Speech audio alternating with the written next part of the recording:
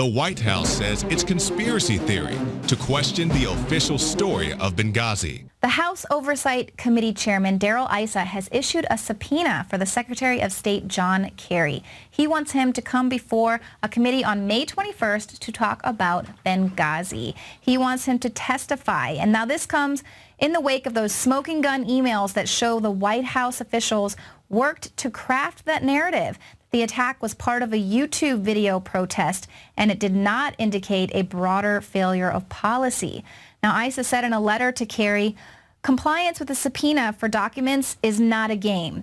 Because your department is failing to meet its legal obligations, I'm issuing a new subpoena to compel you to appear before the committee to answer questions about your agency's response to the congressional investigation of the Benghazi attack. These emails directly link the White House to Susan Rice's false talking points on Benghazi.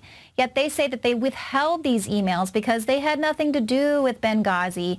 They were just giving her talking points on the general situation going on with the protests going on worldwide. Now, Rand Paul says it's clear that the White House was just more focused on spinning the details of the attack rather than the truth. Paul said the email read like a script from a Hollywood producer. He said it's what a producer would do in saying, what do you want the general feeling to be from this? And the feeling needs to be that this is not terrorism. But now the White House has to backtrack and spin their spin.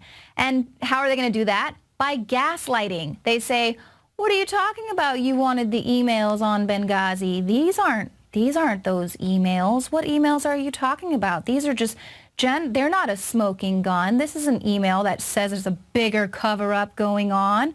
What are you talking about? It's not another Obama administration scandal. And Jay Carney even went so far as to say it's a conspiracy theory looking for a conspiracy. He said these so-called smoking gun emails had nothing to do with Benghazi. And then he tries to throw the State Department under the bus. You would have to ask the State Department about their process for responding to FOIA requests.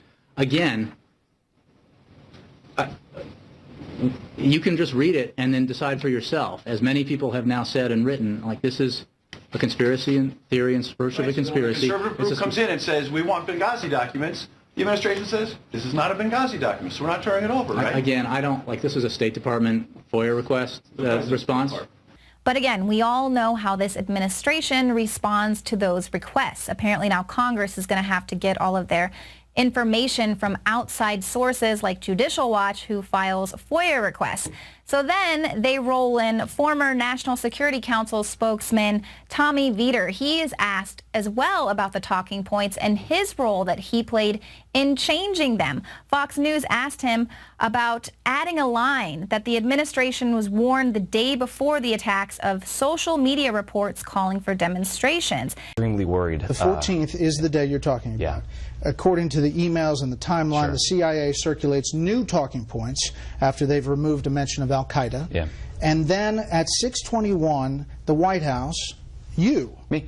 add a line about the administration warning of September 10th of social media reports calling for demonstrations. Dude, this was like 2 years ago. We're still talking about the most mundane it is the thing process that everybody is talking about. We're talking about the process of editing talking points. That's what bureaucrats do all day long. This was in order to bolster this false idea that the attack was the spontaneous result of a riot against the video. Well, Vietor affirmed this. So apparently Tommy is who the White House rolls out when they want to just show that they're hip with the kids and that, dude, it was like so 2 years ago, because then he tweeted out that Fox News must have had him on the show to talk about a throwback Thursday. Now, you know, kind of like Hillary Clinton, what does it matter? Why does it matter? Why are we talking about Benghazi? But that's not all he had to say. He said, I bet you every single person in that White House wished that email had been released earlier. I wish it too, because it tells us nothing new. It tells us that what we said privately was what we said publicly, because that is what we thought had occurred. But that is false. That is false. We are just faced with a lot of false news coming out of the White House right now. Rep. Jason Chaffetz out of Utah entered a new email into testimony yesterday. He entered it with the House Oversight Committee. This email reveals that the State Department, including Clinton aides, knew that Benghazi was a terror attack in the immediate aftermath. This email was sent on September 12, 2012 at 12:46 p.m., just hours after the Benghazi attack took place and 2 days before that email was sent out by Benjamin Rhodes. There's a paragraph in here that I think is pertinent to our discussions today. It's referencing the Libyan ambassador when he said his government suspected that former Gaddafi regime elements carried out the attacks. I told him that the group that conducted the attacks, Ansar al-Sharia, is affiliated with Islamic extremists, end quote. This coming from the State Department going to Victoria Nuland, Patrick Kennedy, Cheryl Mills, Secretary Clinton's chief of staff.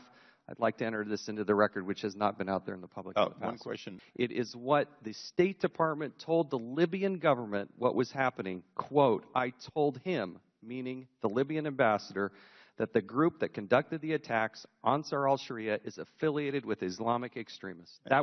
Those were the facts as the State Department knew them, and I think everybody should see that. Without objection. Now, Taffet said that that was an unclassified email that just hadn't yet been entered into the public record. It hasn't been bought for public review.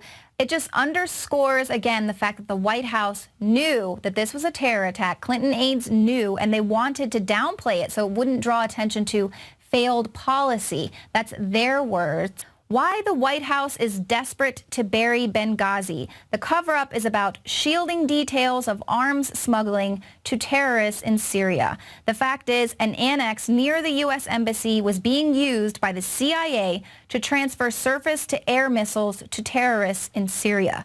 Now, in May of last year, Rand Paul was one of the first to speculate that the truth behind Benghazi was linked to an illicit arms smuggling program. He told CNN that I've actually always suspected that, although I have no evidence, that maybe we were facilitating arms leaving Libya, going through Turkey into Syria. And he added that he never quite understood the cover-up, if it was intentional or incompetence. Now, at the same time, it emerged that the U.S. State Department had hired an al-Qaeda offshoot organization to defend the Benghazi mission months before the attack. And then months later, Senator Paul was vindicated when it emerged that the CIA had been subjecting its CIA operatives who were on the ground during the attack to mandatory monthly polygraphs in order to prevent them from talking to Congress or the media about a program that revolved around secretly helping to move surface-to-air missiles out of Libya, through Turkey, and into the hands of Syrian rebels. And that was reported by CNN. Now, the real truth behind Benghazi is likely to reveal that the Obama administration knowingly and deliberately provided surface-to-air missiles and other weapons to the most bloodthirsty al-Qaeda jihadists in Syria. So, if a proper investigation into Benghazi was to come about and we were able to get concrete evidence of this happening, Obama would be impeached, members of his administration would be jailed. This is far beyond the articles of impeachment that took down Nixon. And this is just one of the cover-ups that the White House really just wants to sweep under the rug and doesn't want the American people to get to the bottom of.